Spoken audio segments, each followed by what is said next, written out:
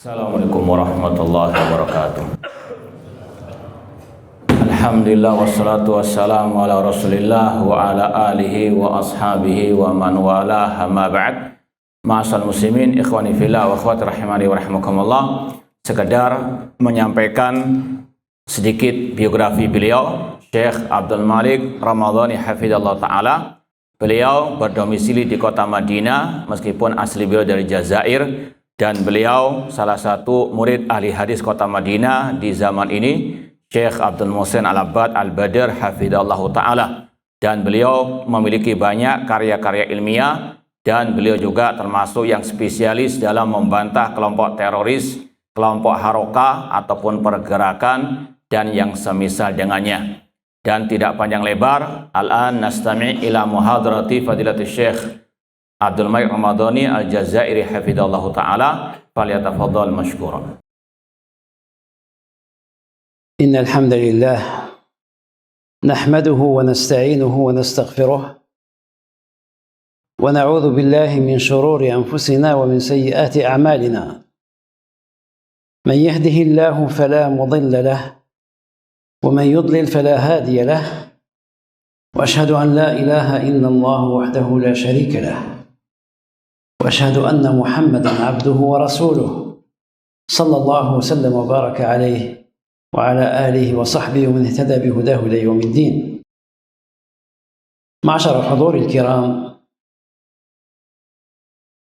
فإنني مع هذه الوجوه الطيبة إن شاء الله تعالى أهتدي بهدي الكتاب الكريم. نسأل الله عز وجل أن يجعلني وإياكم من الذين يهتدون بالكتاب الكريم إلى أن نلقاه، وأن ينفعنا ربنا عز وجل بهداه، وأن يجعلنا وإياكم من يستمعون القول فيتبعون أحسنه. أولئك الذين هداهم الله وأولئك هم أولو الألباب. فإن كلمتي معكم هذه الليلة في تفسير قول الله تبارك وتعالى، بل هي سورة كاملة. بسم الله الرحمن الرحيم. إنا أعطيناك الكوثر فصل لربك وانحر إن شانئك هو الأبتر. تفضل أحمدك. Ikhwani fillah wa akhwati rahimani wa rahimakumullah. Pertama kali Syekh menyampaikan sebagaimana biasanya pujian kepada Allah Subhanahu wa taala. Kemudian beliau setelah itu menyampaikan bahwasanya di hadapan antum sekalian beliau akan menyampaikan petunjuk dari Al-Qur'anul Karim yang semoga Allah Subhanahu wa taala memberikan manfaat kita dengannya, dan semoga Allah Subhanahu wa taala menjadikan kita termasuk orang-orang yang mendengarkan apa yang disampaikan dari kebenaran, dan semoga Allah Subhanahu wa taala memberikan hidayah kepada kita semuanya. Kemudian beliau mengatakan bahwasanya beliau pada kesempatan yang berbahagia ini akan menyampaikan tafsir surat Al-Kautsar. Inna a'tainakal kautsar. Sesungguhnya kami memberikan kepada engkau Nabi Muhammad Al-Kautsar. وقد فسر النبي صلى الله عليه وسلم الكوثر بنفسه، وذلك فيما رواه الإمام مسلم رحمه الله تعالى في صحيحه من حديث أنس بن مالك رضي الله عنه قال: بين نحن مع رسول الله صلى الله عليه وسلم في المسجد إذ أغفى إغفاءة، أي غلبته عيناه وقتا قصيرا، ثم رفع رأسه يبتسم، فقلنا: يا رسول الله ما أضحكك؟ قال: أنزلت علي آنفا سورة وقرأ بسم الله الرحمن الرحيم إنا أعطيناك الكوثر فصل لربك وانحر إن شانئك هو الأبتر. كان هذا سبب ضحكه صلى الله عليه وسلم، لأن فيها منحة من الله تبارك وتعالى وعطية، وما أعظمها من عطية لنبيه محمد صلى الله عليه وآله وسلم. ثم قال عليه الصلاة والسلام: أتدرون ما الكوثر؟ قال: فقلنا: الله ورسوله أعلم. قال: هو نهر وعدنيه ربي عز وجل. يقصد الكوثر هو نهر وعده ربه عز وجل ترد عليه أمتي يوم القيامة.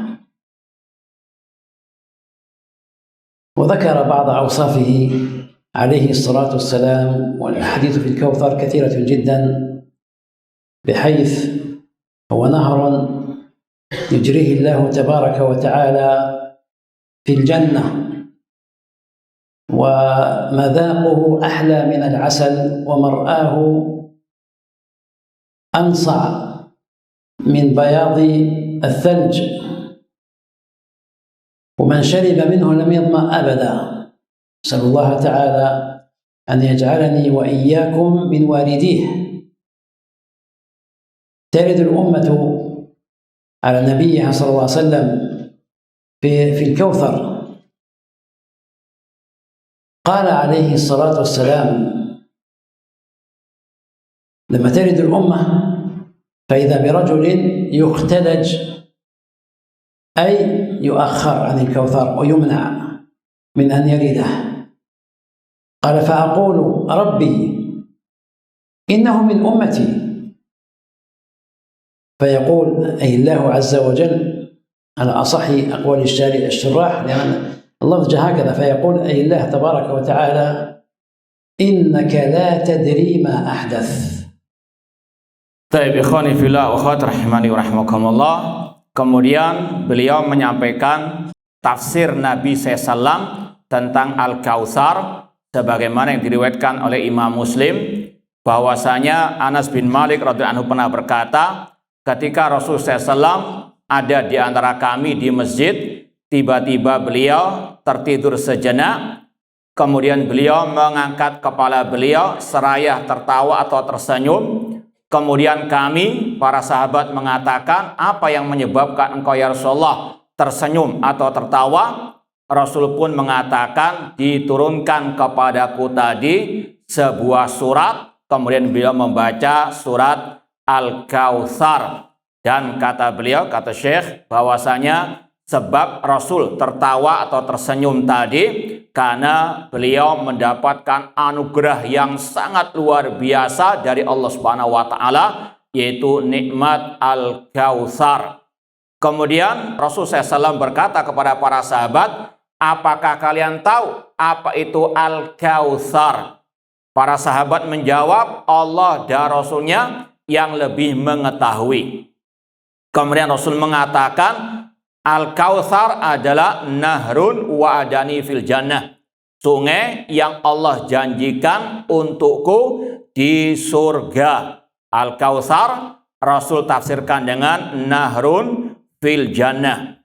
Kemudian Rasul menyebutkan beberapa sifat dari Al-Kautsar tersebut ataupun berkaitan dengan hadis telaga. Ini banyak sekali hadis-hadisnya, yang intinya Al-Kautsar adalah sungai di surga yang rasanya lebih manis daripada madu dan lebih putih dari salju. Barang siapa yang meminum dari telaga tersebut, dia tidak akan haus selama-lamanya. Semoga Allah Subhanahu wa taala menjadikan kita termasuk yang bisa meminum dari telaga Nabi sallallahu alaihi wasallam. Kemudian Rasul SAW setelah menyebutkan sifat-sifat telaga tadi, Rasul mengatakan ada sebagian dari umat beliau yang dijauhkan atau diusir dari telaga tersebut. Rasul pun mengatakan, Ya Allah, mereka adalah ummati. Kemudian dikatakan, innaka la tadri ma ahdath. Engkau Nabi Muhammad tidak mengetahui apa yang mereka ada-adakan sepeninggalmu. وفي هذا الحديث تحذير شديد من الابتداع في الدين. أن يخترع المرء في الدين بدعة يتقرب بها إلى الله، ولم تكن على مثال سابق من كتاب ولا سنة، لأنه قال إنك لا تدري ما أحدث بعدك، مما يدل على أن الرسول صلى الله عليه وسلم لا يعلم الغيب. قال له ربه إنك لا تدري. وقال له في سورة الأعراف بأن يقول ولو كنت أعلم الغيب لاستكثرت من الخير وما مسني السوء. فهو ما يعلم عليه الصلاة والسلام من الغيب إلا ما أعلمه به ربه. ثم التحذير من البدعة في الدين أن يزيد المرء، لأن الإنسان أحيانا يتحمس ويحب الزيادة في الدين تقربا إلى الله، فيأتي بشيء لم يأتي به الرسول صلى الله عليه وسلم. والكلام عن الدين ليس الكلام عن الدنيا، لأنه ما ينبغي لأحدكم أن يقول إذن لماذا تركبون السيارة والطيارة وتكتبون بأقلام بجوالات إلى آخره؟ نقول هذه أمور دنيا قال فيها رسول الله صلى الله عليه وسلم أنتم أعلم بشأن دنياكم، كما جاء في صحيح مسلم. أما الدين فقد أكمله ربنا عز وجل بتمام بعثة محمد صلى الله عليه وسلم، فما عمله عليه الصلاة والسلام وما قاله وما قرره هو الدين، وما لم يتقرب به إلى الله فهو البدعة. وهم الذين يبعدون يوم القيامة، أصحاب البدع يبعدون يوم القيامة عن حوض الرسول صلى الله عليه وآله وسلم. Ikhwani fillah wa akhwati rahimani wa rahimakumullah. Kemudian kata Syekh, dalam hadis ini ada peringatan yang sangat keras tentang bahaya bid'ah yang dengannya seorang hamba mendekatkan dirinya kepada Allah Subhanahu wa taala. Dan bid'ah adalah apa yang tidak ada ajarannya dari Al-Quran maupun Sunnah Rasulullah Shallallahu Alaihi Wasallam. Kemudian di antara isi hadis tadi bahwasanya Nabi Shallallahu Alaihi Wasallam tidak tahu yang gaib, seperti yang Allah firmankan dalam surat Al-A'raf, "Lau kuntu a'lamul ghaiba lastakthartu minal khairi wa ma massaniya su." Seandainya aku tahu yang gaib, aku akan memperbanyak dari kebaikan dan tidak menimpaku kemadaratan. Nabi SAW tidak tahu yang gaib kecuali yang diwahyukan oleh Allah kepada beliau. Kemudian beliau mengatakan lagi bahwa hadis tadi sekali lagi ada peringatan yang sangat keras dari perbuatan bid'ah yang sekali lagi seorang manusia beribadah kepada Allah dengan bid'ah tersebut yang tidak diajarkan oleh Nabi Shallallahu Alaihi Wasallam. Dan pembahasan bid'ah di sini berkaitan dengan urusan agama, bukan urusan dunia. Karena sebagian orang akan berkata, kenapa kalian naik mobil, naik pesawat, bukankah itu bid'ah? Ini sekali lagi bukan pembahasan kita yang berkaitan dengan al-bid'ah. Pembahasan bid'ah di sini berkaitan dengan urusan agama. Adapun urusan dunia, Rasul mengatakan dalam Sahih Muslim, antum a'lamu bi umuri dunyakum, kalian lebih tahu tentang urusan dunia kalian. Agama Islam telah disempurnakan oleh Allah dengan diutusnya Nabi kita Muhammad SAW, maka seorang hamba tidak boleh beribadah mendekatkan diri kepada Allah kecuali dengan apa yang diajarkan oleh Rasul sallallahu alaihi wasallam. وقد قال المفسرون إن الكوثر ليس محصورا في ذلك النهر الذي جاء في بعض الروايات الصحيحة كمسند الإمام أحمد رحمه الله وغيره من حديث أنس رضي الله عنه أنه قرأ سورة الكوثر ثم قال قال رسول الله صلى الله عليه وسلم أعطيت الكوثر فإذا هو نهر يجري على وجه الأرض ولا يشق شقا، يجري على وجه الأرض ولا يشق شقا، حافتاه قباب اللؤلؤ. فأهويت بيدي إلى تربتي فأخذت منها فإذا هي مسكة ذفرة ولؤلؤ وحصاه لؤلؤ. معنى هذا الحديث وهو حديث صحيح أن النبي صلى الله عليه وسلم ذكر بأن نهر الكوثر ليس فيه أخاديد، ليس في حفرة كالأودية، لأن الأودية لو لم تكن في حفرة فاضت على الناس وآذتهم، لكن هذا النهر هو على سطح الأرض، على وجه الأرض، لا يشق شقا. جاء في بعض الروايات ليس بالأخاديد، وهذا يدل على ضعف رواية من قال إن نهر الكوثر 70 عمق تحت الأرض، وهذا كله لا يصح، بل أجمل ما يكون في النهر أن يكون على وجه الأرض، ومع ذلك لا يتأذى به الناس.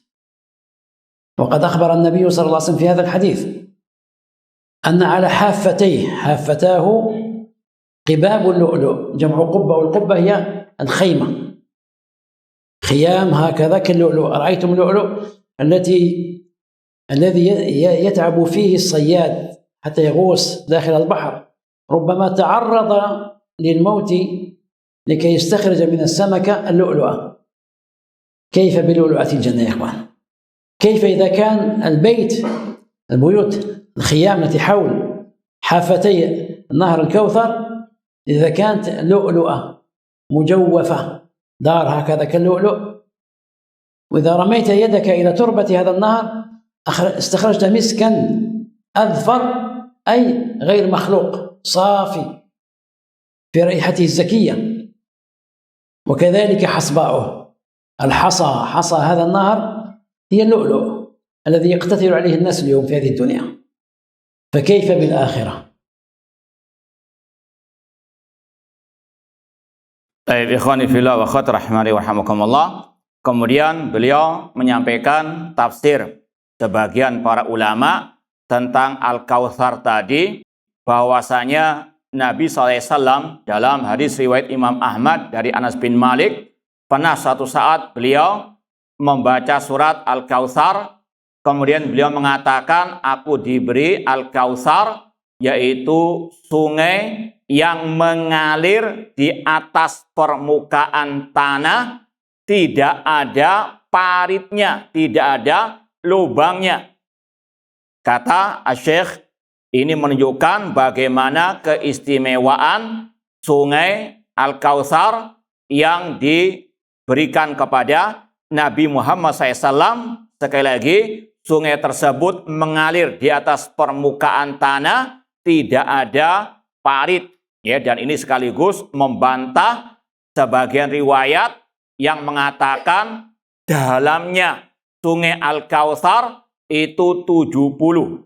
Ya, sekali lagi, riwayat yang sahihah mengatakan sungai Al-Kautsar yang Allah berikan kepada Nabi Muhammad SAW tidak ada paritnya, namun mengalir di permukaan tanah, namun tidak memadaratkan manusia. Ditambah lagi, kata Rasul SAW, fa'idha hafatahu qubabul lu'lu'. Samping kanan kiri sungai Al-Kautsar tersebut ada kubah, seperti kemah-kemah dari mutiara. Ini menunjukkan bagaimana keistimewaan sungai tersebut. Dan beliau menyebutkan bagaimana sangat mahalnya, berharganya mutiara, sampai terkadang orang yang menyelam untuk mengambilnya pun harus taruhan nyawa. Ya, sekali lagi, ini menunjukkan berharganya kubah ataupun kemah yang dari mutiara yang ada di samping kanan dan kiri sungai Al-Kautsar tersebut. Kemudian di dalamnya pula ada minyak, kasturi yang sangat wangi, bahkan batu-batuan yang ada di sungai tersebut itu juga terbuat dari mutiara.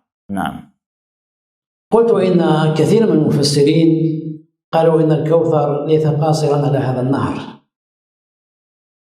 وإنما نهر الكوثر من الكثير، أي الخير الكثير الذي أعطاه الله نبيه صلى الله عليه وسلم. ويكفي أن الله تبارك وتعالى أعطى نبيه محمد صلى الله عليه وسلم حتى أرضاه لحبه لهذا النبي الكريم، فالله يحب نبيه عليه الصلاة والسلام حتى أعطاه إلى رضاه.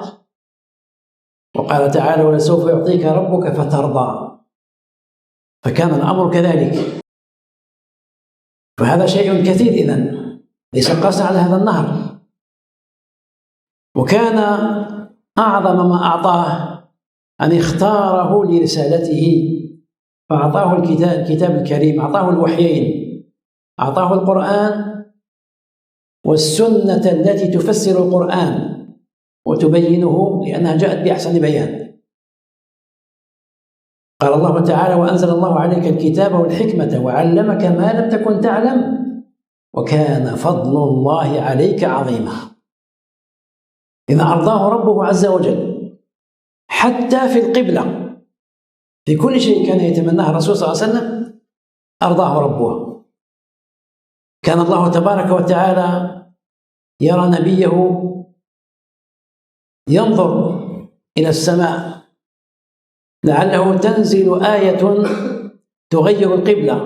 كانت القبلة لجهة الشام كأهل الكتاب، قبلة واحدة، ثم إن الله تبارك وتعالى حولها إرضاء لنبيه صلى الله عليه وسلم، حيث قال الله تعالى: قد نرى تقلب وجهك في السماء فلنولينك قبلة ترضاها. فأرضى الله تعالى نبيه صلى الله عليه وسلم بتغيير القبلة، كما أرضاه بأن آتاه الوحيين، الكتاب والسنة التي سماها بالحكمة. Ikhwani fillah wa akhwati rahimani wa rahmakumullah. Kemudian beliau menyebutkan juga tafsir dari sebagian ulama tentang Al-Kautsar. Di antara maknanya, Al-Kautsar adalah al-khair al-katsir, atau kebaikan yang sangat banyak sekali. Dan Allah telah memberikan kepada Nabi SAW apa yang beliau inginkan sampai Rasul pun ridha. Dan di antara yang Allah berikan kepada Nabi SAW dari kebaikan yang banyak tersebut adalah Al-Quran dan Sunnah Rasulullah SAW. Allah mengatakan: wa anzalna alaikal kitaba wal hikmah, dan kami menurunkan kepada engkau Nabi Muhammad Alkitab dan Al-Hikmah, yaitu As-Sunnah. Demikian pula Allah memberikan kepada Nabi SAW apa yang beliau angan-angankan, yang beliau inginkan. Di antaranya perpindahan arah kiblat salat. Rasul SAW dahulu sering mengadahkan wajah beliau ke arah langit, menginginkan agar ada wahyu yang turun untuk adanya perpindahan arah kiblat dari Masjid Al-Aqsa di negeri Syam ke Masjid Al-Haram. Dan Allah pun memenuhi, Allah pun menganugerahkan kepada beliau apa yang beliau inginkan. Ya, sekali lagi, ini adalah al-khair al-katsir, kebaikan yang sangat banyak yang Allah berikan kepada Nabi SAW. Di antaranya tadi Al-Quran dan Sunnah dan perpindahan arah kiblat. إذا فربنا تبارك وتعالى اختار محمدا صلى الله عليه وسلم بين الخليقة، الاختيار الأوحد. ليس أحد كمحمد عليه الصلاة والسلام بإطلاق. وقد كان الرسول صلى الله عليه وسلم يقول: أنا سيد ولد آدم ولا فخر. فاختاره الله، وقد نزهه من كل عيب، وقد هيأه لكل خير، وأعطاه دينه. والدين كما لا يخفاكم ينقص من جهتين: من جهة الشبهة ومن جهة الشهوة، الفتنتان العظيمتان اللتان تفسد دين الإنسان. فزكى الله عز وجل نبيه صلى الله عليه وسلم في كل شيء، زكى دينه فقال: والنجم إذا هوى ما ضل صاحبكم وما غوى. ما ضل إلى شبهة ولا غوى إلى شهوة. هذا السر في الجمع بين هاتين اللفظتين. وزكى الله لسانه فقال وما ينطق عن الهوى وزكى علمه فقال إن هو إلا وحي يوحى وزكى معلمه هذا العلم فقال علمه شديد القوى وهكذا زكى فؤاده فقال ما كذب الفؤاد ما رأى. Ikhwani fillah wa akhwati rahimani wa rahimakumullah. Allah Subhanahu wa taala memilih Nabi kita Muhammad SAW di antara hamba-hambanya, makhluk-makhluknya, dan tidak ada seorang pun yang sama seperti Nabi kita Muhammad SAW. Rasul SAW bersabda, Ana sayyidu waladi Adam, aku adalah tuannya anak Adam, alias anak tuannya manusia. Dan Allah Subhanahu wa taala telah mensucikan Nabi SAW dari segala bentuk kekurangan ataupun aib, dan Allah menganugerahkan kepada beliau segala bentuk kebaikan. Kemudian beliau menyinggung bahwasanya agama manusia itu bisa terganggu atau berkurang dari dua sisi, sisi syahwat dan sisi syubhat. Dan Nabi kita Muhammad SAW Allah sucikan dari segala hal tersebut. Di antaranya dengan diturunkannya firman Allah tadi, wan najmi idza hawa ma dhalla sahibukum wa ma ghawa. Tidaklah sahib kalian yaitu Nabi Muhammad SAW itu tersesat ataupun ghawa, yaitu masuk ke dalam syahwat ataupun asyubuhat. Beliau juga disucikan lisannya dengan diturunkan firman-Nya, wa ma yantiqu anil hawa. Tidaklah Rasul berbicara dari hawa nafsunya, tidaklah yang beliau ucapkan kecuali wahyu dari Allah Subhanahu wa taala. Demikian pula Allah mensucikan hati beliau. كما زكى الله تبارك وتعالى بصره فقال ما زاغ البصر وما طغى وزكى سبحانه وتعالى عقله فقال وما صاحبكم بمجنون لما اتهمه الناس بذلك وزكى صدره فقال ألم نشرح لك صدرك وزكاه من كل عيب فقال ووضعنا عنك وزرك الذي أنقض ظهرك، أي تزكية ربنا عز وجل لنبيه صلى الله عليه وسلم من كل عيب. بل قال أهل العلم زكاه كله فقال وإنك لعلى خلق عظيم، أي تزكية ربنا تبارك وتعالى لنبيه صلى الله عليه وسلم. ولذلك رفع الله قدره، قال ورفعنا لك ذكرك، مزكى تزكية كاملة رفع الله قدره في العالمين عليه الصلاة والسلام. هذا كله تفصيل وإن كان فيه إجمال للخير الذي آتاه الله تعالى نبيه محمدا صلى الله عليه وآله وسلم، جعلني الله وإياكم أتباعه. Baik, ikhwani fillah wa akhwati rahimani wa rahimakumullah. Kemudian beliau melanjutkan lagi bahwasanya Allah juga mensucikan pandangan beliau, ya, sebagaimana firman-Nya mazaghal basaru wa ma tagha, bahwasanya pandangan beliau itu tidak menyimpang sama sekali. Beliau pun juga mengatakan Allah mensucikan akal beliau dengan diturunkannya firman Allah, wa ma sahibukum bimajnun, tidaklah sahib kalian itu Nabi Muhammad SAW itu gila. Demikian pula Allah mensucikan dada beliau dengan firman-Nya alam nasrah laka sadrak, bukankah kami, kata Allah, melapangkan dada Nabi Muhammad. Demikian pula Allah mensucikan beliau dari segala aib, wa wada'na anka wizrak, dan kami telah mengampuni segala dosamu. Rasul SAW disucikan dari segala aib dengan firman-Nya wa innaka la'ala khuluqin azim, sesungguhnya engkau Nabi Muhammad di atas akhlak yang sangat mulia. Sekali lagi, Nabi SAW disucikan oleh Allah dari segala bentuk aib ataupun kekurangan. Bahkan Allah mengangkat derajat beliau, wa rafa'na laka dzikrak, dan kami angkat derajatmu wahai Nabi Muhammad sallallahu alaihi wasallam. Allah mengangkat derajat beliau di alam semesta ini. Dan ini semuanya adalah sebagian dari tafsir Al-Kautsar, yang artinya al-khair al-katsir, kebaikan yang sangat banyak yang Allah berikan kepada Nabi kita Muhammad SAW. Semoga Allah menjadikan kita termasuk pengikut setia Nabi Muhammad SAW. ثم قال الله تعالى فصل لربك وانحر. فصل لربك وانحر أي لربك، ما كررت لأنها ذكرت من قبل، وهذا من محاسن الكلام. فصل لربك فإنك لا تصلي إلا لله، لا تسجد إلا لله، ولا تركع إلا لله، حتى إن النبي صلى الله عليه وسلم حرم على كل عبد أن يسجد لغيره، بل وأن ينحني إليه.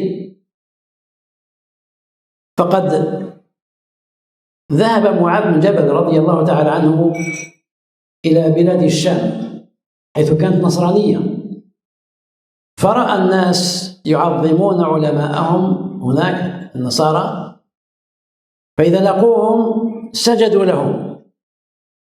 وقال بعض أهل العلم إن سجودهم لهم سجود تحية بمجرد الانحناء. فلما رجع معاذ رضي الله تعالى عنه من الشام فاستقبله النبي صلى الله عليه وسلم، فأول ما رآه أراد أن يطبق فيه ما رآه بالشام، وقال إن نبي الله صلى الله عليه وسلم أولى الناس بذلك، فجاء لينحني إليه فنهاه النبي صلى الله عليه وسلم. قال يا رسول الله إني أتيت الشام ورأيت الناس يتأدبون ويعظمون علماءهم فيسجدون لهم، فقلت أنت أولى بذلك. فقال رسول الله صلى الله عليه وسلم لا تفعل، فلو كنت آمرا أحدا أن يسجد لأحد لأمرت المرأة أن تسجد لزوجها لعظم حقه عليها. لو كنت آمرا أحدا أن يسجد لأحد لأمرت المرأة أن تسجد لزوجها لعظم حقه عليها. بل إن الرسول صلى الله عليه وسلم قال يا رسول الله أحدنا يلقى أخاه أينحني له؟ قال لا، كما صح عن رواية الترمذي لا ينحني، يسلم هكذا ما ينحني. الانحناء ركوع، والركوع لله. فيا أيها الذين آمنوا اركعوا واسجدوا واعبدوا ربكم لعلكم تفلحون، وهذه منه. فنهاه عليه الصلاة والسلام لأن هذه الصلاة لا تؤدى إلا لله، فلا تذهب إلى قبر رجل صالح ولا إلى قبر نبي من الأنبياء عليهم الصلاة والسلام فتركع عنده أو تسجد، لأن هذا العمل لا يرضاه الله إلا له، فهو حقه الخالص. Ikhwani fillah wa akhwati rahimani wa rahimakumullah. Kemudian Allah berfirman pada ayat yang kedua dari surat Al-Kautsar, "Fasholli lirabbika wanhar." Salatlah untuk Rabbmu dan sembelihlah. Tidak diulang kata-kata fasholli lirabbika. Allah menyebutkan sekali saja fasholli lirabbika. Ya, wanhar tidak diulang lagi, wanhar lirabbika. Ini termasuk bagian dari keindahan Al-Quranul Karim, tidak diulang namun sudah bisa dipahami. Salatlah untuk Rabbmu dan sembelihlah untuk Rabbmu. Maka jangan Anda salat kecuali untuk Allah, jangan sujud kecuali untuk Allah, dan jangan rukuk kecuali untuk Allah. Dan Nabi kita Muhammad SAW mengharamkan sujud ataupun rukuk kepada selain Allah Subhanahu wa Ta'ala. Ada sebuah kisah yang beliau sampaikan dari sahabat Mu'adz bin Jabal radhiyallahu anhu. Beliau pernah suatu saat pergi ke negeri Syam dan beliau melihat bagaimana manusia di negeri Syam dan mereka memeluk agama Nasara itu rukuk ataupun sujud kepada raja mereka sebagai bentuk pengagungan kepada raja ataupun pemimpin mereka. ketika Mu'adz bin Jabal radhiyallahu anhu pulang ke kota Madinah dan beliau melihat Nabi SAW, beliau pun sujud. Ya, ada sebagian ulama mengatakan arti sujud di situ beliau ya sekedar inhina ataupun ya kayak orang yang ruku. Rasul SAW melarang beliau. Kemudian Mu'adz bin Jabal menjelaskan mengapa beliau sampai sujud tersebut. Beliau mengatakan kalau orang-orang di negeri Syam saja mereka mengagungkan raja pemimpin mereka dengan sujud, maka engkau wahai Rasulullah lebih utama. Itu takwilnya Mu'adz. Namun meskipun demikian Rasul melarang. Kata Rasul, la taf'al, jangan engkau lakukan wahai Mu'adz. Lau kuntu amiran ahadan an yasjuda li ahadin la amartul mar'ata an tasjuda li zaujiha. Kata Rasul, seandainya aku memerintahkan orang untuk sujud kepada yang lain, aku perintahkan seorang perempuan sujud kepada suaminya. Ini karena keagungan hak suami atas istrinya. Namun sekali lagi Rasul SAW melarang siapapun untuk ruku atau sujud kecuali kepada Allah Subhanahu wa ta'ala. Dan tadi al-inhina itu ya seperti orang yang ruku. Ya, kalau orang ketemu dengan yang lainnya tidak perlu kayak apa itu namanya? Membungkuk. Nah, cukup dengan tegak berdiri mengucapkan salam ataupun bersalaman, tidak perlu membungkuk karena itu bagian daripada ruku dan sujud yang hanya untuk Allah Subhanahu wa ta'ala. Nah, intinya fasholli rabbika wanhar, salatlah untuk Rabbmu, maka jangan pergi ke kuburan keramat atau kuburan siapapun untuk sujud ruku kepadanya, salat untuknya. لا شك أن احترام العلماء مطلوب، واحترام الآباء مطلوب، واحترام المسلم لأخيه مطلوب، لكن لا يحملنكم طلب التأدب مع الغير على أن تفعلوا شيئا يقدح في توحيد ربكم، لأن الله تعالى لا يرضى أن يزاحم في حقه، فالركوع والسجود لله تعالى.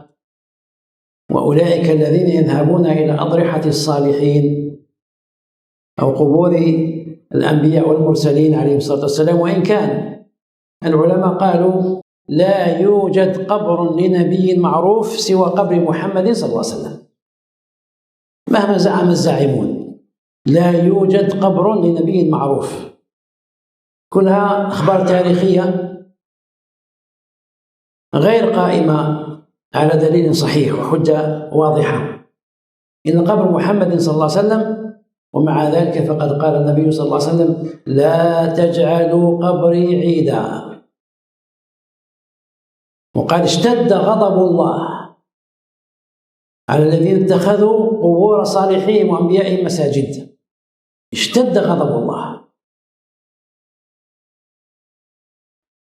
Kemudian kata Syekh Wani Fila rahimani wa rahimakumullah, menghormati, memuliakan ulama, memuliakan orang tua atau yang lebih tua itu dianjurkan. Namun jangan sampai dengan alasan beradab, berakhlak kepada makhluk, ya, namun bisa merusak akidah, merusak tauhid kita kepada Allah Subhanahu wa ta'ala. Sekali lagi, ruku dan sujud hanya untuk Allah Subhanahu wa ta'ala. Kemudian beliau mengatakan orang yang datang ke kuburan wali ataupun nabi, ini perlu disampaikan tidak ada satu kuburan nabi yang bisa dibenarkan sekarang ini kecuali hanya kuburan Nabi Shallallahu Alaihi Wasallam. Adapun kabar, berita, informasi tentang adanya kuburan Nabi fulan-fulan di mana, itu sekali lagi tidak ada bukti otentik tentangnya. Meskipun demikian, meskipun sekali lagi yang hanya dengan bukti otentik ada kuburan Nabi Muhammad SAW, namun Nabi SAW bersabda, jangan kalian mengkeramatkan kuburanku. Jangan kalian menjadikan kuburanku untuk tempat yang selalu datangi atau dijadikan perayaan. Kemudian Rasul mengatakan, sungguh keras kemurkaan Allah bagi orang-orang yang menjadikan kuburan Nabi mereka ataupun orang soleh mereka sebagai masjid. تعلمون بارك الله فيكم أن كثيرا من بلاد المسلمين في هذا العصر أخذوا يقلدون المشركين ويقلدون الكفار في أشياء كثيرة حتى مما هو دين. وأظنكم تعلمون أن هناك من المسلمين من يجعلوا حوليات أو مواسم لصالحيهم ماتوا في تاريخ معين، فيذهبون عند هذا القبر ويجعلون فيه نسكا، يذبحون من البقر والغنم الشيء الكثير في كل سنة هكذا، وهم يرون أنهم يحفظون بهذا الفعل، فيتقربون إلى الميت الذي يعظمونه بهذه الدماء. والله يقول لو كانت لله يقول لن ينال الله لحومها ولا دماؤها ولكن يناله التقوى منكم. يعني حتى لو ذبحتم لله فالله لا يستفيد من هذه الدماء، هذه منكم وإليكم، هذه منكم وإليكم، تستفيدون أنتم منها بأن تتقربوا إلى الله عز وجل على ما سيأتي شرحه إن شاء الله. فهذه مواسم جاهلية، هذه مواسم شرك، لا يذبح إلا لله، لأن ربنا عز وجل قال قل إن صلاتي ونسكي ومحياي ومماتي لله رب العالمين لا شريك له. النسك الذبح، من صلاتي ونسكي، صلاتي وذبيحتي لا أذبحها إلا لله. هذا هو التوحيد في تقريب هذه القرابين. تفضل حضرتك. Kemudian Syekh mengatakan, ketahuilah semoga Allah memberkahi kalian semuanya, bahwasanya banyak di negeri kaum muslimin yang mana mereka kaum muslimin mengekor kepada orang-orang kafir, orang-orang musyrikin, meskipun yang berkaitan dengan urusan agama mereka. Di antaranya mereka kaum muslimin atau kebanyakan dari mereka merayakan tahun ataupun hari kematian tokoh-tokoh agama mereka, orang-orang soleh mereka. Setiap tahun mereka merayakannya. Dan di antaranya mereka menyembelih hewan, entah itu kambing atau sapi setiap tahunnya untuk mendekatkan diri kepada yang meninggal tersebut. Padahal kalaupun mereka menyembelih untuk Allah, darahnya pun tidak sampai kepada Allah, apalagi menyembelih untuk selain Allah Subhanahu wa ta'ala. Maka kata Syekh, ini adalah perayaan-perayaan jahiliyah dan ada kesyirikan di dalamnya. Menyembelih hewan korban tidak boleh kecuali untuk Allah Subhanahu wa ta'ala. Allah berfirman, "Qul inna salati wa nusuki wa mahyaya wa mamati lillahi rabbil alamin." Katakanlah, sesungguhnya salatku, sesembelihanku, hidup dan matiku hanyalah untuk Allah Rabb semesta alam, la syarikalah. Tidak ada sekutu bagi Allah Subhanahu wa ta'ala. Kemudian beliau menyebutkan kata-kata an-nusuk, artinya azab, menyembelih. Salat, menyembelih adalah ibadah, tidak boleh diserahkan kecuali hanya kepada Allah Subhanahu wa ta'ala. إنك لما تذبح ذبيحتك تسمي الله. لما تذبح تقول بسم الله وتنوي أن يكون هذا لله. لهذا كان النبي صلى الله عليه وسلم يقول اللهم هذا منك وإليك، هذا منك أعطيتنيه وأنا أذبحه إليك لا لأحد غيرك.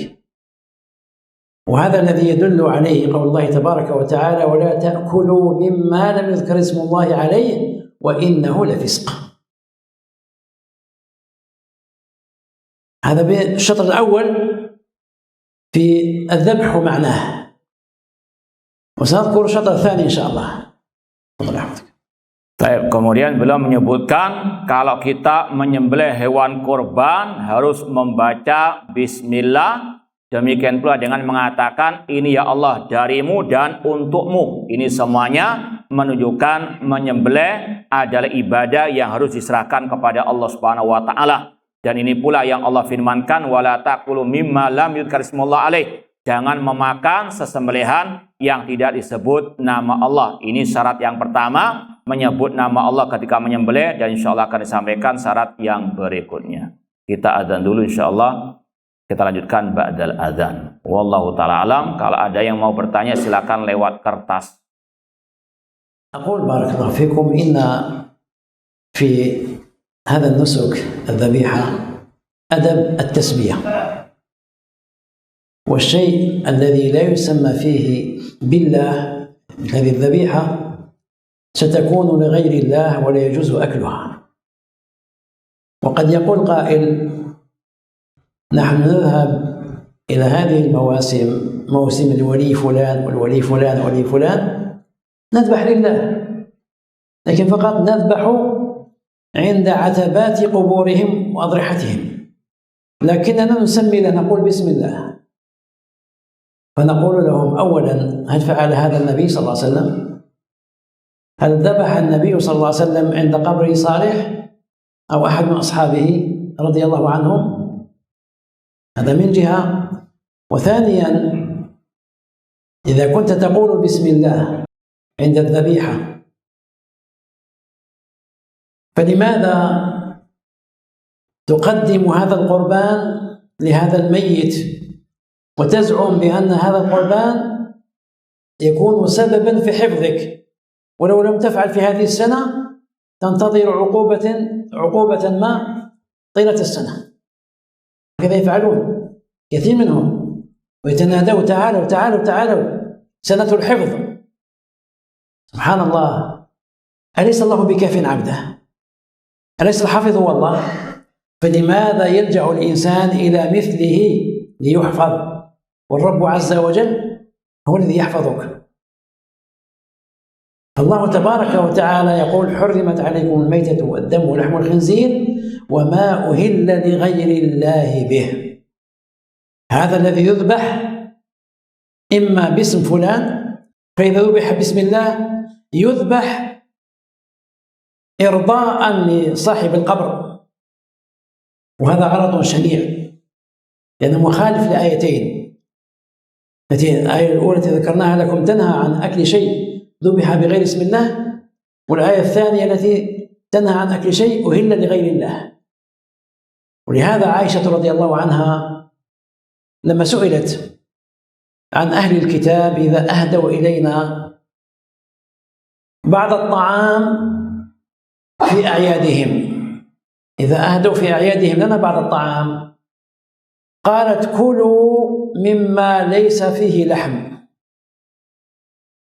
لا بأس أن تقبل منهم، وإن كان مناسبتهم غير شرعية، لكن لا بأس أن تقبل منهم، لكن لا تأكل شيئا أهدوه إليك مذبوح، عفوا هو لحم.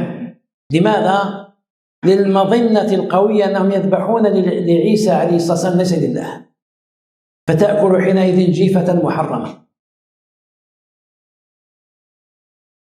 Ikhwani fillah wa akhwat rahimani wa rahimakumullah. Kemudian dikatakan oleh Syekh tadi bahwasanya dalam menyembelih hewan korban harus membaca bismillah, dan diharamkan memakan sesembelihan hewan kurban yang tidak disebut nama Allah. Kemudian beliau mengatakan, ada sebagian orang mengatakan kami tidak menyembelih untuk selain Allah, ya, namun kami menyembelihnya di atas kuburan wali atau kuburan keramat. Maka beliau mengatakan, yang pertama, apakah Nabi SAW pernah mencontohkan hal tersebut, menyembelih di atas atau di dekat kuburan orang yang soleh. Demikian pula dengan para sahabat Nabi SAW. Apakah pernah menyembelih hewan kurban di kuburan atau di samping kuburan Nabi? Kemudian yang kedua jawaban beliau, jika engkau mengatakan kami membaca bismillah juga, maka kata beliau, mengapa engkau sembelih tadi di samping kuburan orang yang meninggal dunia? Apalagi dengan embel-embel ini untuk menjaga mereka. Alaihissallahu bikafin abdah. Bukankah Allah yang menjaga hamba-hambanya? Allah yang menjaga hamba-hambanya, bukan wali yang telah mati. Kemudian Allah berfirman, "Innama harrama 'alaikumul maitata wad-dama wa lahmal khinzir wa ma uhilla li ghairillah bih." Sesungguhnya Allah mengharamkan atas kalian bangkai, darah, daging babi dan yang disembelih bukan karena Allah Subhanahu wa ta'ala. Dan mereka yang menyembelih di samping kuburan wali tersebut, kebanyakan mereka untuk mencari ridho wali yang telah meninggal tersebut.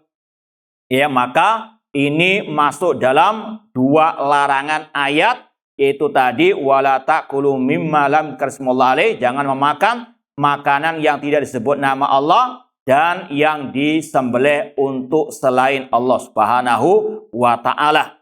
Pernah suatu saat Aisyah radhiyallahu anha menceritakan tentang makanan yang diberikan oleh ahlul kitab kepada kaum muslimin. Maka dikatakan oleh Rasulullah SAW, terimalah hadiah tersebut, namun jangan makan dari daging atau daging yang diberikan kepada kalian. Makanlah selain dari daging. Ini semuanya untuk menghindari sesembelihan orang-orang ahli kitab yang ditujukan kepada selain Allah atau yang ditujukan kepada Nabi Isa alaihi assalam.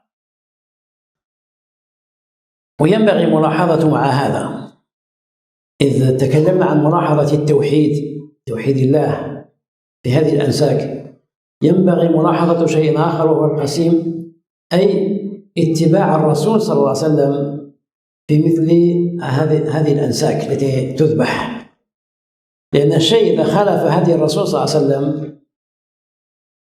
ينقلب بدعة، وصاحب البدعة كما سبق أن رأينا يقال له يوم القيامة إذا جاء ليشرب من حوض الرسول صلى الله عليه وسلم سحقا سحقا، ابتعد ابتعد، ليس هذا الماء الذي تريده أنت، لأن عباداتك ملطخة بما يفسدها ألا وهي البدعة. ولذلك لما أمر النبي صلى الله عليه وسلم الناس أن يضحوا في عيد الأضحى، كان رجل من أصحابه يسمى أبو بردة بن نيار رضي الله عنه، فأتى النبي صلى الله عليه وسلم بعد صلاة العيد قال: يا رسول الله، ذبحت ذبيحة قبل الصلاة، لما سمع الرسول صلى الله عليه وسلم يأمر الناس أن لا يذبحوا في العيد، عيد الأضحى، إلا بعد الصلاة، صلاة العيد.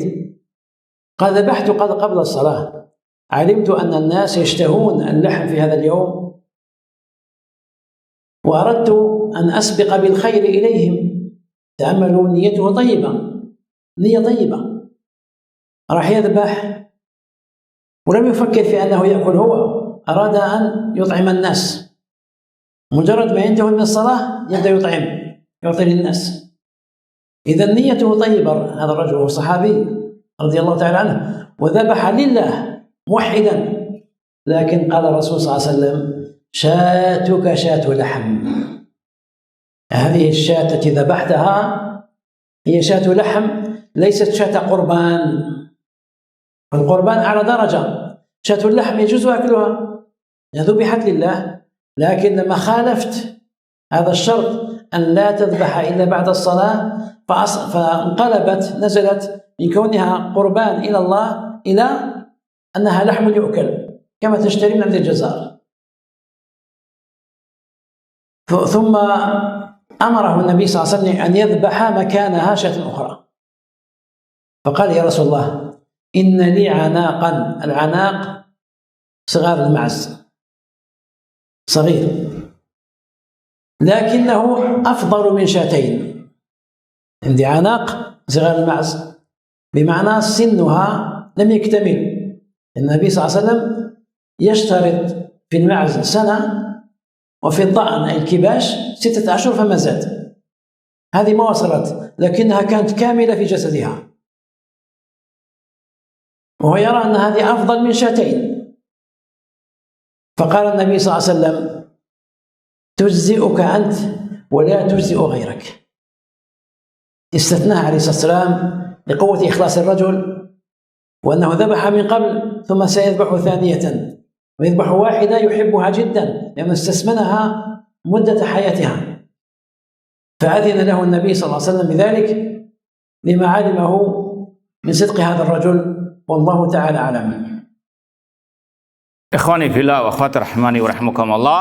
Kemudian kata Syekh, setelah beliau membahas sisi tauhid dari firman Allah, fasalli lirabbika wanhar, masalah penyembelihan harus untuk Allah Subhanahu wa taala, beliau membahas dari sisi yang lain, yaitu tentang ittiba sunnah, ya, ittiba kepada mengikuti ajaran Rasulullah SAW, terutama dalam penyembelihan. Karena tentunya yang menyelisih ajaran Rasulullah SAW dalam masalah ibadah itu termasuk dalam kategori bid'ah, dan pelaku bid'ah tadi diancam, diusir, dikeluarkan, dijauhkan dari meminum telaga Nabi Shallallahu Alaihi Wasallam. Kemudian beliau menyebutkan tentang penyembelihan di hari raya Idul Adha. Ada kisah seorang sahabat Rasulullah SAW yang bernama Abu Burda ibnu Nayyar radhiyallahu taala anhu. Beliau pernah menyembelih kambing atau hewan kurban sebelum sholat Idul Adha. Niatnya baik untuk bersegera memberi makan orang lain, nanti selesai sholat langsung beliau bagi-bagi kepada orang lain. Niatnya ikhlas, niatnya baik, dia tidak memikirkan diri sendiri, namun dia niatkan untuk segera memberikan daging tersebut kepada kaum muslimin langsung selesai sholat Idul Adha. Namun Rasulullah SAW mengatakan syatuka syatu lahmin, daging sesembelihanmu itu daging biasa, bukan daging korban yang bernilai pahala.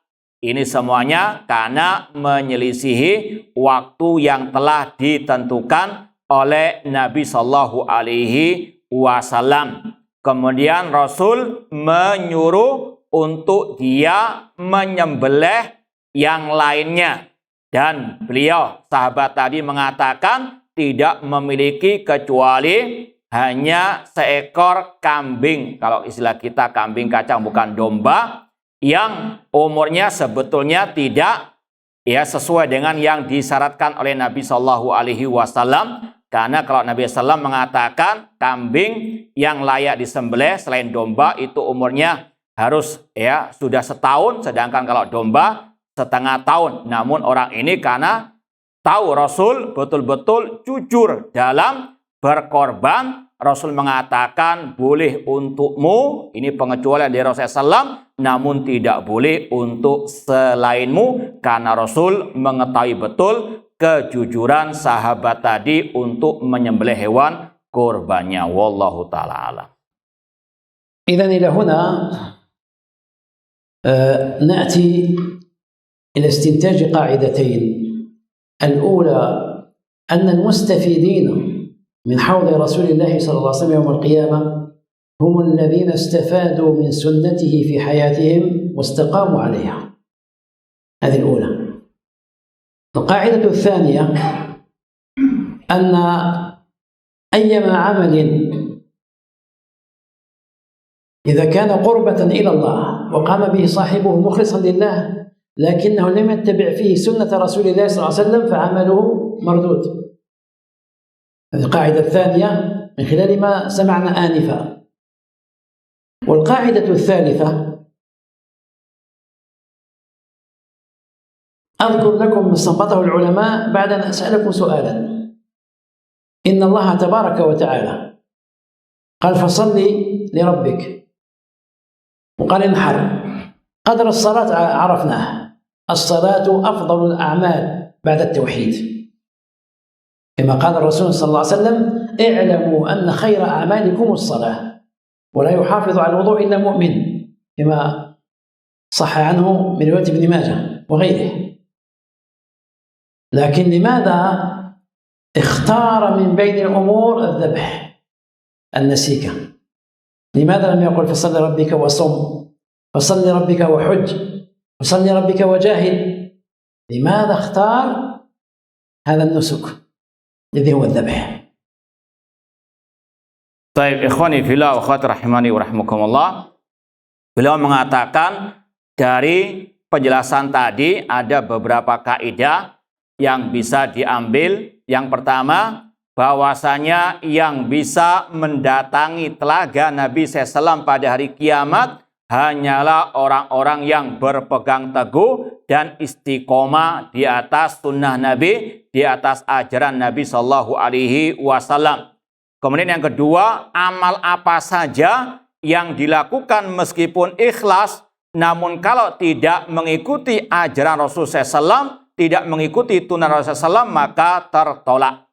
Kemudian kaidah yang ketiga, ini beliau akan sebutkan, cuma ya beliau katakan tadi setelah ditanya terlebih dahulu, kenapa setelah fasalli li rabbika wanhar, tidak fasalli rabbika wasum, salatlah untuk Rabbmu dan puasalah. Ya, namun disebutkan menyembelih setelah salat. Ya, adapun masalah salat ini sudah kita ketahui bagaimana kedudukannya. Rasul mengatakan sebaik-baik amal kalian adalah salat. Namun kenapa dalam ayat ini selesai salat disebut masalah sesembelihan? إذا كان نجد جواب عند أحد الإخوة فنستفيد إن شاء الله. Ada yang bisa menjawab kenapa kok disebutkan sesembelihan setelah salat, bukan puasa dan yang lainnya? Nah, ini pertanyaan dari Syekh. Antum ada yang bisa menjawab? Kesempatan, kapan lagi tentunya? Nah.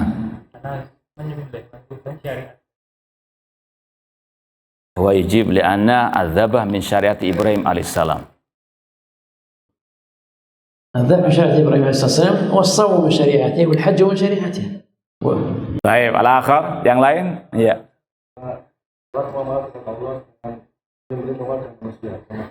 Li'anna salah al-mu'amal bainal insan wa rabbih wa amma al-dzabah bainal al-insan nafsi. جزاك الله خير. هذا هو الجواب. بارك الله فيك وزادك توفيقا.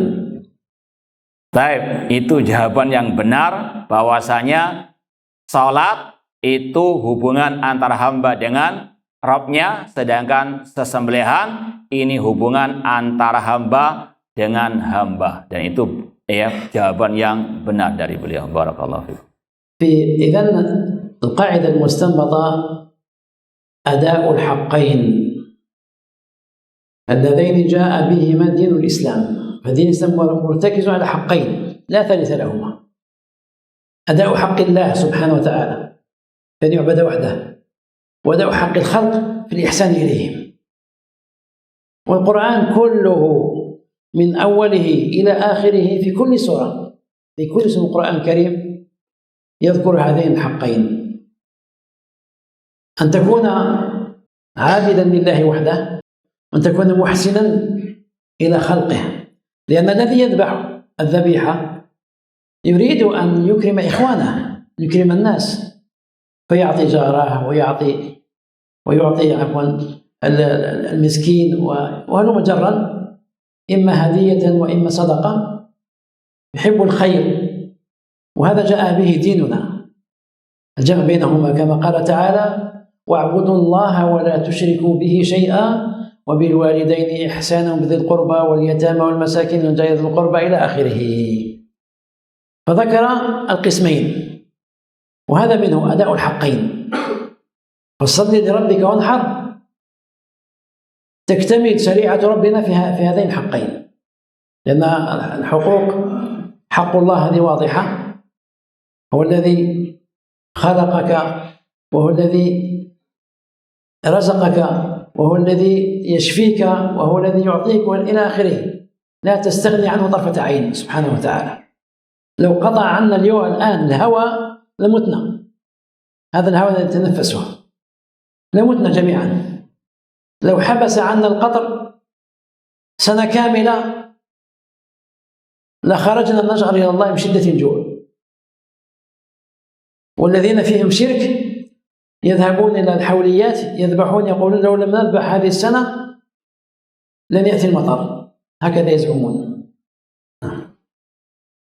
Ikhwani fillah wa akhwat rahimani wa rahimakumullah. Kemudian kaidah yang ketiga atau kesimpulan dari pembahasan ayat yang kedua surat Al-Kautsar tadi, ada dua hak yang dijelaskan oleh Al-Islam. Dan sekali lagi dari surat Al-Kautsar ayat kedua, fasalli lirabbika wanhar, ada pembahasan tentang dua hak yang wajib ditunaikan, dan itu sudah diterangkan oleh Islam. Bahkan kata beliau, Al-Quran semuanya, setiap suratnya pasti ada penjelasan tentang dua hak tersebut. Hak Allah Al-Khaliq dan hak Al-Khalaq. Fasalli rabbika itu hak Allah. Dan wanhar, sembelihlah. Orang yang menyembelih hewan kurban tujuannya diantaranya memuliakan hamba-hamba Allah yang lain, untuk memuliakan tetangganya, orang miskin, entah dengan nama hadiah atau sedekah. Dan inilah yang difirmankan oleh Allah dalam surat An-Nisa ayat 36, wa'budullaha wa la tusyriku bi syai'a.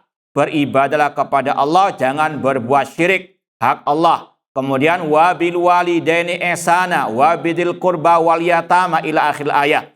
Kemudian berbaktilah kepada kedua orang tuamu, kepada karib kerabatmu, berbuat baiklah, dan kepada anak yatim dan fakir miskin. Hak Allah dan hak manusia.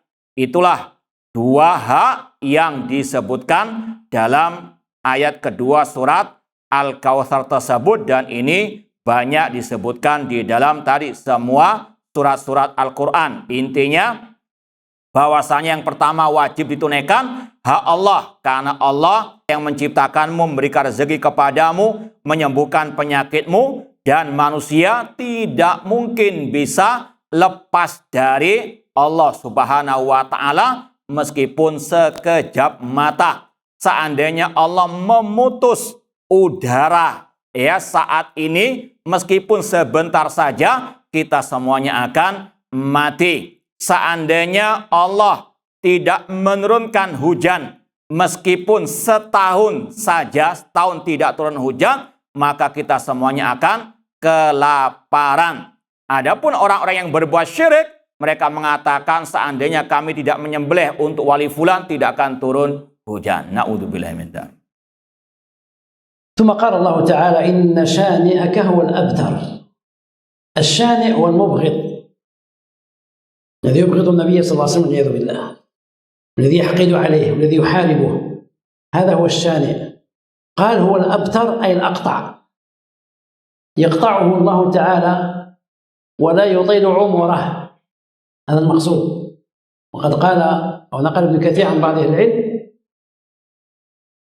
أن الرسول صلى الله عليه وسلم لما مات له أولاده الذكور كما لا يخفاكم، قال أبو لهب إن محمدا أبتر أي أقطع، ليس له نسل من جهة الذكور، قطعه ربه هكذا. فنزل قول الله تعالى إن شانئك هو الأبتر، هو المقطوع في حقيقة أمره. إنما ربنا عز وجل يأخذ أنفاس من شاء لحكمة يعلمها ولا نعلمها. Kemudian Syekh melanjutkan tafsir ayat ketiga dari surat Al-Kautsar, inna syani'aka huwal abtar. Asyani kata beliau artinya al-mubghid, yang membenci, yaitu membenci Nabi Shallallahu Alaihi Wasallam, yang memurkai Nabi SAW, yang memerangi Nabi SAW, dan mereka adalah al-abtar, yang terputus, yang tidak panjang usianya. Ada kisah ketika Nabi SAW ditinggal wafat oleh putra beliau. Orang-orang musyrikin jahiliyah mengatakan Muhammad itu terputus, alias tidak punya keturunan dari laki-laki atau dari putra beliau. Ya, maka Allah pun turunkan firman-Nya, inna syani'aka huwal abtar. Sesungguhnya yang membenci Nabi Muhammad itulah yang terputus. وها هنا قاعدة كبيرة جدا وعظيمة ومهمة، ألا وهي أن كل من اعترض على النبي صلى الله عليه وسلم فإن الله تعالى يقطع حياته ولا يؤخره، يعاجله بالعقوبة. هذه ميزة خصها الله تعالى، أو خص الله تعالى بها رسوله محمدا صلى الله عليه وآله وسلم. وضرب العلماء لذلك بعض الأمثلة كابن تيمية رحمه الله تعالى، حيث قال انظروا إن الرسول صلى الله عليه وسلم كاتب بعض الملوك ليدخلوا في الإسلام، يرسل إليهم خطابا مع سفيره إليهم بسم الله الرحمن الرحيم من محمد بن عبد الله رسول الله إلى مثلا هرقل عظيم الروم الذي كان في الشام، أو إلى كسرى عظيم الفرس، يرسل إليهم خطابا. الخطاب الذي أرسله إلى كسرى لما وصل استهزأ به ومزقه،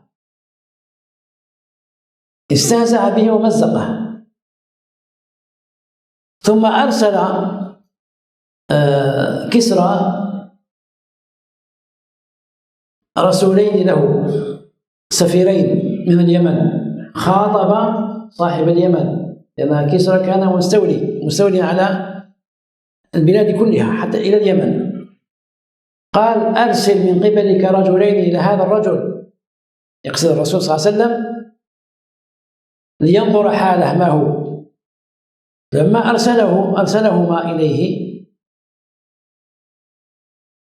كلمهم النبي صلى الله عليه وسلم ودعاهما إلى الإسلام.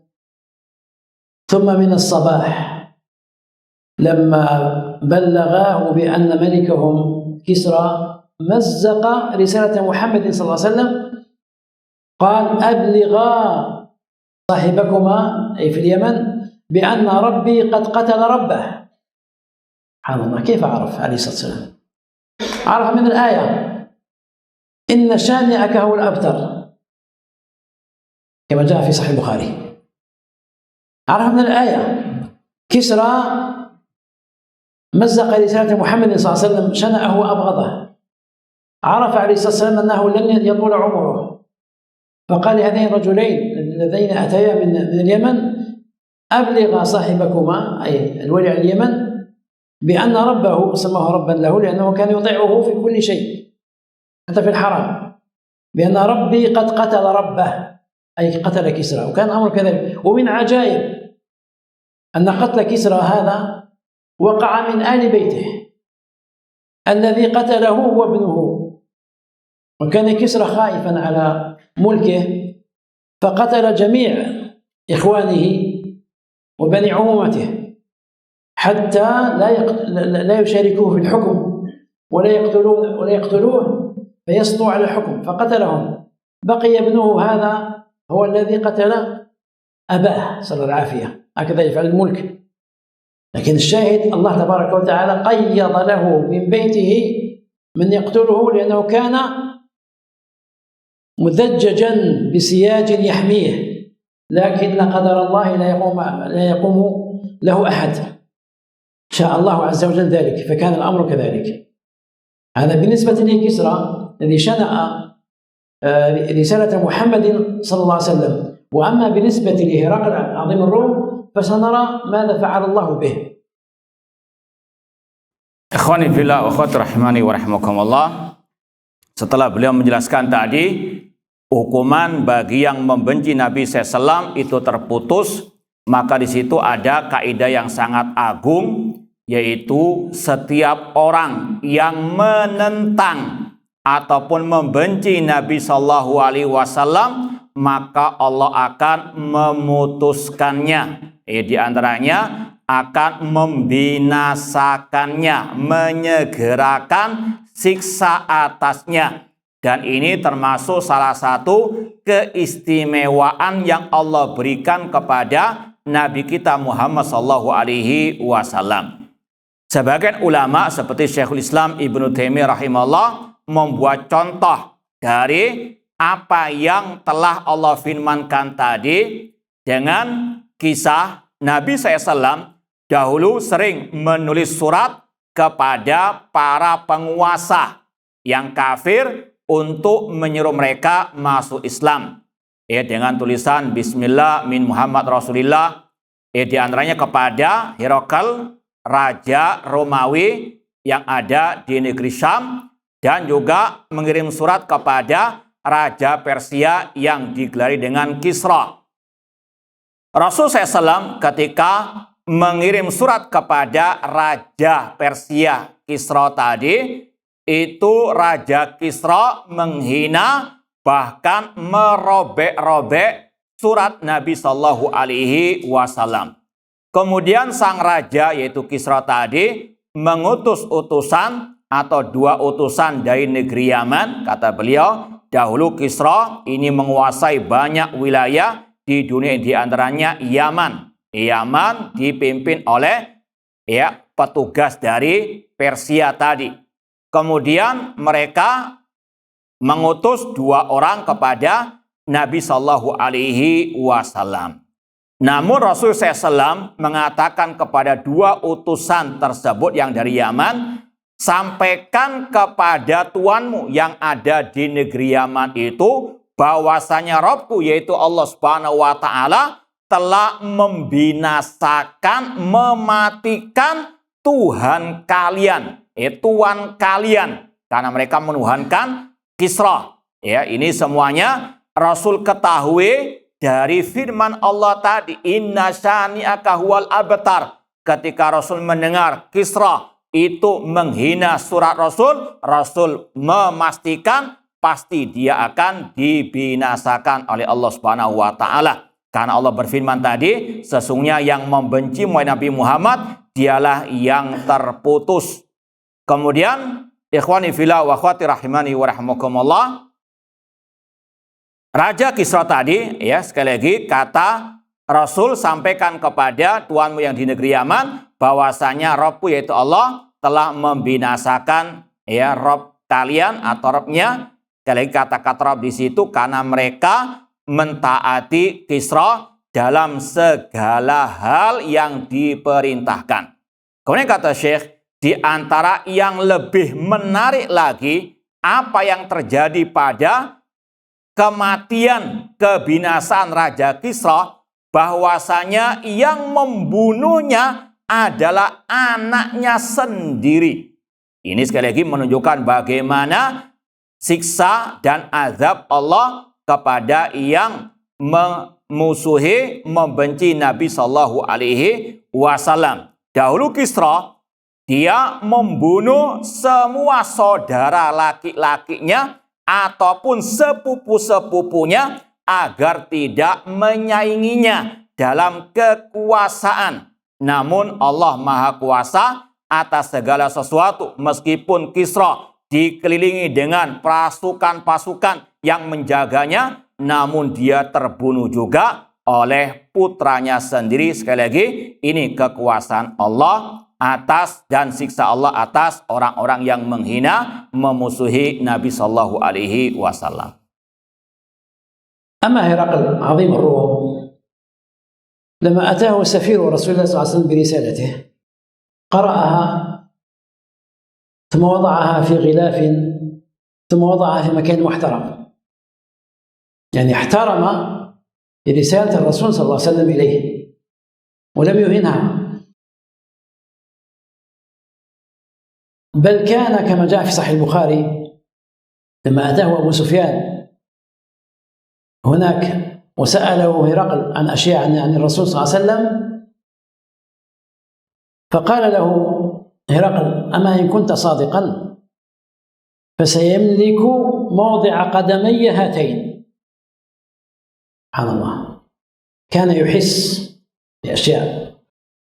قال: إذا كنت صادقا يا أبا سفيان فيما تخبر به عن محمد صلى الله عليه وسلم، هذا الرجل سيملك موضع قدمي. قد كان هذا الحمد لله. الآن إلى الآن جهة الشام، سوريا وما إليها كلها في يد المسلمين والحمد لله، فسيملك. قال: وقد كنت أعلم أنه سيخرج، ولكنني لم أكن أتصور أنه يخرج فيكم أنتم يا معشر العرب، ما كنت أتصور هذا. قال: ولئن قدرت على أن ألقاه لتجشمت ذلك، أي أبذل جهدي حتى ألقى محمدا، ولئن لقيته لأغسلن رجله. إذن الرجل احترم الرسول صلى الله عليه وسلم مع أنه لم يسلم هو على كل حال، كلاهما لم يسلم، لا هرقل ولا كسرى، ولكن كسرى قتله الله تعالى بسرعة وأفنى دولته، وهرقل طال عمره في الحكم، حتى قال ابن تيمية رحمه الله: ويقال إنه لا يزال الحكم في ذريته إلى يوم الناس هذا. ما الفرق؟ هذا شنع الرسول صلى الله عليه وسلم فبتره الله، وهذا احترم رسالة النبي صلى الله عليه وسلم فتركه الله، وكلاهما لم يسلم. Baik, ikhwani fillah wa akhwat rahimani wa rahmakumullah. Adapun tadi berkaitan dengan Raja Kisra yang Allah binasakan karena menghina surat Nabi SAW. Adapun Herakl, Raja Romawi, ketika datangnya utusan Rasul SAW membawa surat beliau, maka Herakl pun memuliakannya dan menempatkannya di tempat yang terhormat. Maka ini berbeda dengan Kisra yang menghina surat Nabi Shallallahu Alaihi Wasallam. Bahkan dikisahkan ketika Abu Sufyan bertemu dengan Herakl, Herakl bertanya kepada Abu Sufyan tentang keadaan Nabi Shallallahu Alaihi Wasallam, dan Herakl mengatakan, kalau apa yang engkau beritahukan tentang Nabi SAW itu betul, maka sungguh dia akan menguasai kerajaanku, kekuasaanku. Itu yang dirasa oleh Herakl ketika mendengar apa yang dikabarkan oleh Abu Sufyan tentang Nabi Shallallahu Alaihi Wasallam. Dan benar apa yang dikatakan oleh Raja Romawi tersebut, bahwasanya kerajaan Romawi yang ada terutama di negeri Syam sampai detik ini dikuasai oleh kaum muslimin. Namun intinya tadi bahwasanya beda antara Kisra yang disegerakan kehancuran dan kebinasaannya dengan Herakl, Raja Romawi yang menghormati, memuliakan Nabi SAW meskipun dua-duanya tidak masuk Islam. Namun yang satu, Kisra, menghinakan Nabi SAW sehingga Allah cepatkan kebinasaannya, sedangkan Herakl masih Allah berikan panjang kekuasaannya. Bahkan kata Syekhul Islam Ibnu Taimiyah rahimahullah ta'ala, sampai di zaman Syekhul Islam itu masih ada kekuasaan Romawi. Nah, وذكر أهل العلم في مثل هذا المعنى ما رواه البخاري في صحيحه أن رجلا كان نصرانيا ثم أسلم، فاتخذه النبي صلى الله عليه وسلم كاتبا له يكتب له الوحي إذا نزل، لأن الرسول صلى الله عليه وسلم أمي لا يكتب ولا يقرأ، فاتخذه كاتبا للوحي، فكان يكتب للنبي صلى الله عليه وسلم الآيات التي تنزل حتى حفظ سورة البقرة وسورة آل عمران، ثم إذا به يوما ينزغ به الشيطان فسب النبي صلى الله عليه وسلم والعياذ بالله، ورجع إلى نصرانيته، وكان يقول: ما يعلم محمدا إلا ما أكتبه له. بمعنى استغفر الله، اتهم النبي صلى الله عليه وسلم بالجهل، أي لا يفهم شيء مما أكتبه له إلا هذا الذي يكتبه له أنا. ثم هرب إلى النصارى فاستقبلوه واحتفوا به وفرحوا بذلك، فما أطال الله تعالى عمره، بل قطعه من قريب ومات، قتله الله عز وجل، حتى دفنه قومه نصارى. فلما أصبحوا وجدوه على ظهر الأرض، فقالوا: هذا لا يكون إلا من فعل محمد وأصحابه، هم الذين استخرجوه حقدا عليه. فأخذوه في مكان بعيد وأعمقوا له في الحفر ودفنوه. فلما أصبحوا وجدوه على ظهر الأرض، فعرفوا أن هناك أمرا آخر غير ما كانوا يتصورون، فتركوه كذلك. الشاهد من هذه القصة: لما تجرأ هذا الرجل على النبي صلى الله عليه وسلم، انظروا العقوبة. كثير من النصارى ماتوا واليهود ماتوا على غير دينهم، دفنوا فبقوا في قبورهم، لكن هذا زيادة على ردته سب النبي صلى الله عليه وسلم. فهذا السب هو الذي من أجله انتقم الله تعالى لرسوله صلى الله عليه وسلم من هذا الرجل. وهكذا، ولعلكم تعرفون أنتم في هذا العصر القريب أن أقواما كثيرين سبوا النبي صلى الله عليه وسلم واتهموه ورموه بأشياء. وبعض كبراء القوم، بعض كما حصل لأحد رؤساء إحدى الدول العظمى كما يقال، لما أيد بقوة سب النبي صلى الله عليه وسلم عاقبه الله تعالى عقوبة شنيعة أمام الناس. صفع مرتين متفرقتين من قبل بعض مواطنيه، صفع وهو رئيس دولة والناس ينظرون، والصورة أخذت لجميع الخلق. وأنا كنت قلت لبعض إخواني لما سمعته يتجرأ جراءة كبيرة على النبي صلى الله عليه وسلم، قلت: هذا سيخزيه الله تعالى في الدنيا ويعاقبه عقوبة شديدة. فكان الأمر كذلك. من بعض من كان معه في بعض اللقاءات صفعوه. كل ذلك إهانة من الله له. وتعلمون بأن صفع الرجل، لا سيما مسؤول كبير أمام الملأ، بالنسبة له إهانة أكثر من قتله، والله المستعان. Ikhwani fillah wa akhwati rahimani wa rahimakumullah.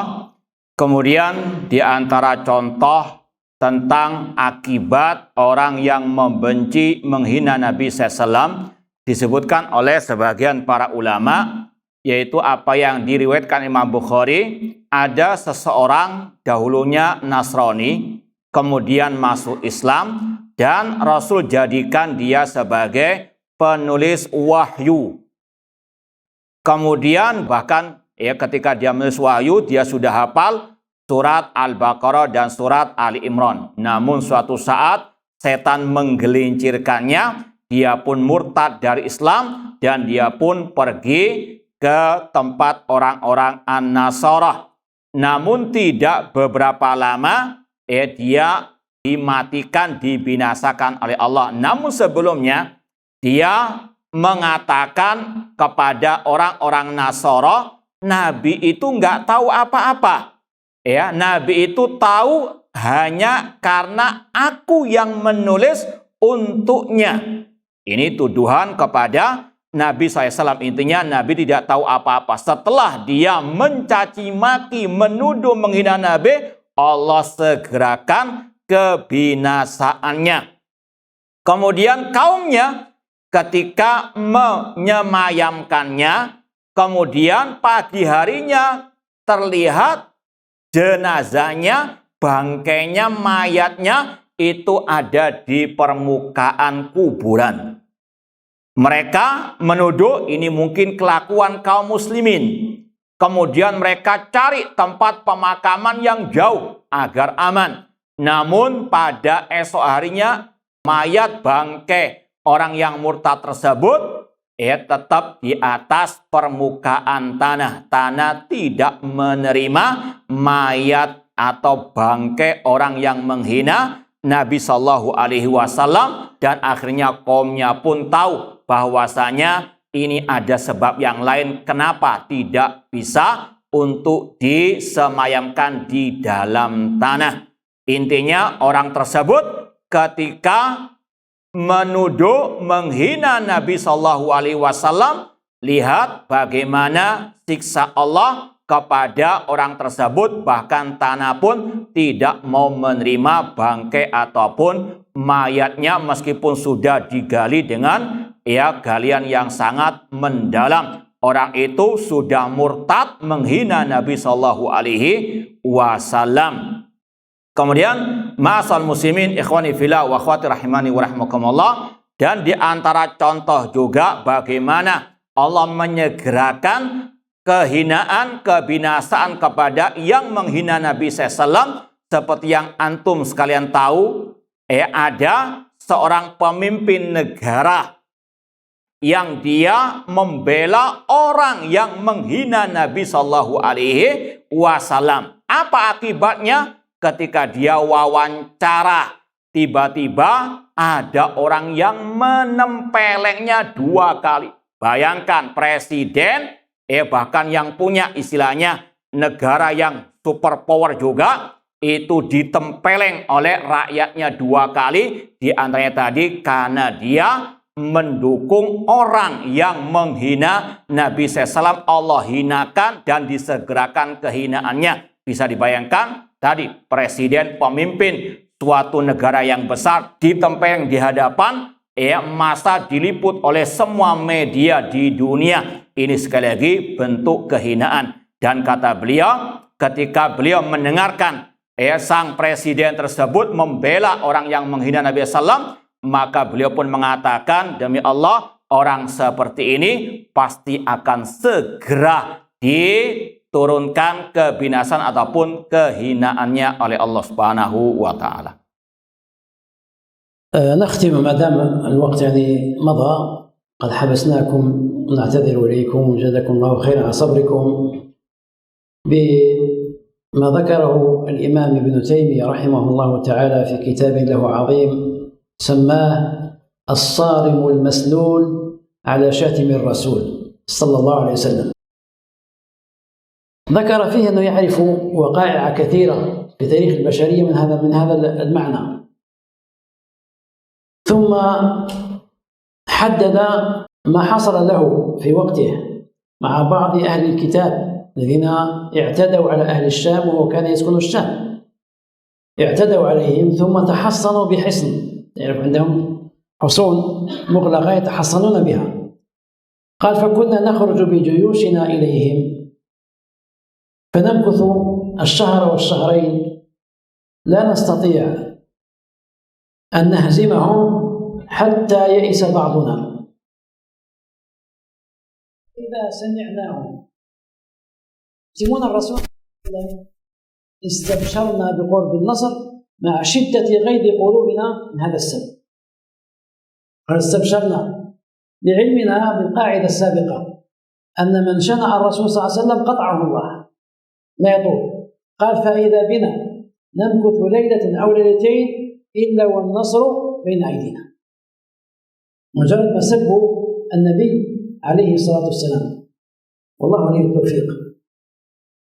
Baik, kata beliau, sudah istilahnya lama kajian ini, maka kita tutup dengan kisah yang dibawakan oleh Syekhul Islam Ibnu Taimiyah rahimahullah dalam kitab beliau As-Sarimul Maslum, pedang yang terhunus atas satim Rasul yang menghina Rasul SAW. Beliau banyak menyebutkan kisah-kisah yang semisal dengan tadi, akibat yang sangat buruk atas orang yang menghina Nabi SAW. Di antaranya yang beliau alami sendiri di negeri Syam ketika beliau menghadapi orang-orang terutama An-Nasara ketika mereka bersembunyi atau berlindung di benteng-benteng mereka ketika perang, maka kata Syekhul Islam Ibnu Taimiyah rahimahullah, kami tidak bisa membuka benteng tersebut ya sampai sebulan bahkan lebih. Bahkan di antara kami ada yang putus asa untuk bisa menembus benteng musuh tersebut. Sampai kalau kami mendengar ada di antara mereka yang menghina Nabi SAW, maka kami pun merasa ini adalah kesempatan emas untuk menembus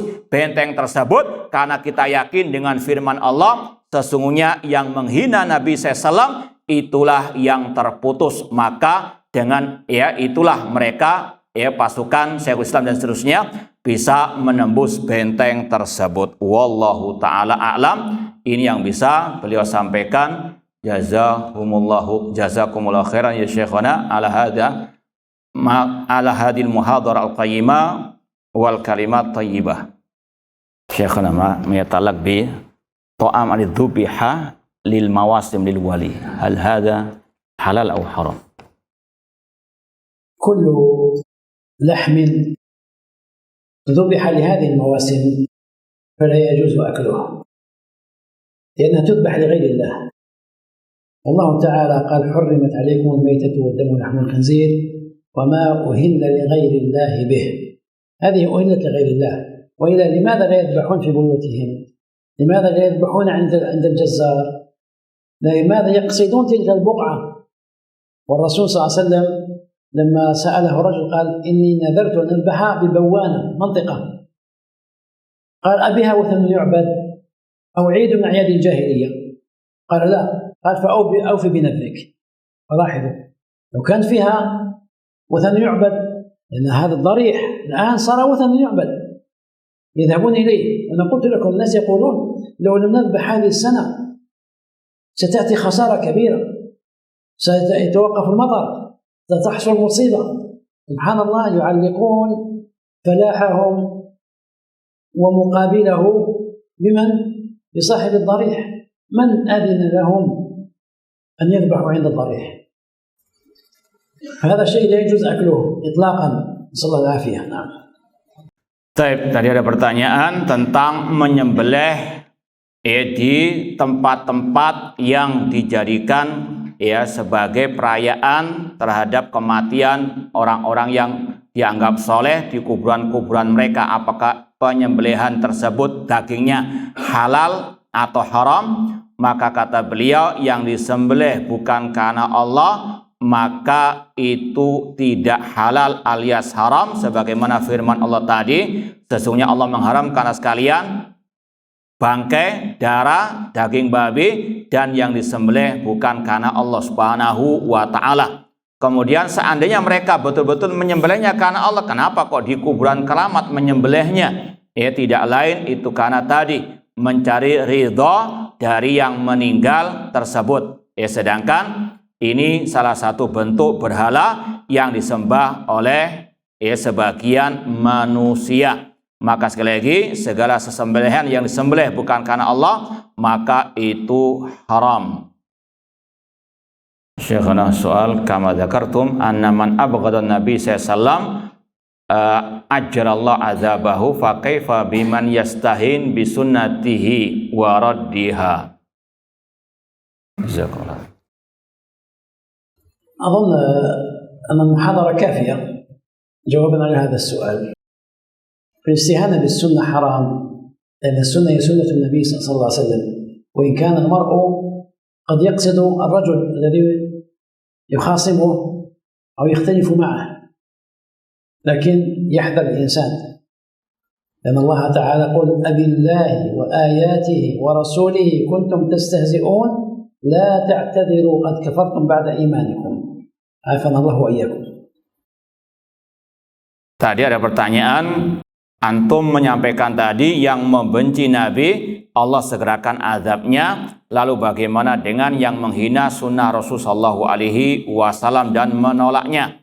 Kata Syekh, sebetulnya muhadharah ini sudah cukup untuk menjawabnya, namun perlu disampaikan lagi, menghina sunnah tentunya itu diharamkan. Cuma terkadang sebagian orang itu bukan menghina sunnahnya, namun menghina kepribadian orangnya karena mungkin ada gesekan antara mereka. Namun untuk kehati-hatian harus betul-betul menjaga lisan, jangan sampai memperolok sunnah Rasul SAW, karena Allah berfirman, "Qul abillahi wa ayati wa rasuli kuntum tastahzi'un la ta'tadiru qad kafartum ba'da imanikum." Katakanlah, apakah dengan Allah, ayatnya, Rasulnya kalian memperolok? Jangan kalian minta maaf karena kalian sudah kafir setelah keimanan kalian. Ma hukmu takbil yadil al-ab wal hukmu takbil yadil ab wal ما حكمه؟ تكفيرهم تقبيل تقبيل. حكم تقبيل يد الأب أو الأم كل ذلك من البر إن شاء الله، لكنني لا أنسى أن أنبهكم على شيء. بعض الناس إذا قبل يد أبيه أو أمه يفعل هكذا، هذا سجود يا إخوان، هذا سجود. الناس يفعلونه تأدبا، نعم جزاهم الله خير يتأدبون، ورأيت هذا عند الأولاد الصغار يربون على هذا في بلادكم هذه، حفظها الله وحفظ أهلها ووفقكم لكل خير. حتى في بعض البلاد العربية وجود هذا الفعل، يظنون أن هذا من كمال الأدب وهو غلط. لا توضع الجبهة إلا على الأرض سجودا لله، وغير ذلك لا يجوز فعله، ولو كان خيرا سبقنا إليه الرسول صلى الله عليه وسلم وأصحابه وأبناؤه.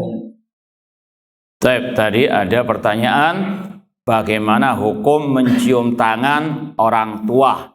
Kata beliau, secara asal mencium tangan orang tua itu suatu kebaikan, namun kata beliau harus ada yang perlu diingatkan seperti yang beliau praktekkan tadi. Jangan sampai setelah mencium tangan kemudian ditaruh di atas jidatnya tangannya tersebut. Ini termasuk bentuk, kata beliau, sujud yang tidak dibolehkan kecuali untuk Allah Subhanahu wa Ta'ala. Dan ini yang banyak beliau lihat ya di tengah-tengah anak-anak kaum muslimin, maka cukup dengan mencium tangannya tanpa ditambah-tambahi dengan hal-hal tersebut. Wallahu ta'ala. Baik, naktafi syukurna. Barakallahu fikum. Baik, ini yang mungkin bisa kita sampaikan. Saya sebagai penerjemah mengucapkan banyak permohonan maaf kalau banyak kekurangan dan kekhilafan.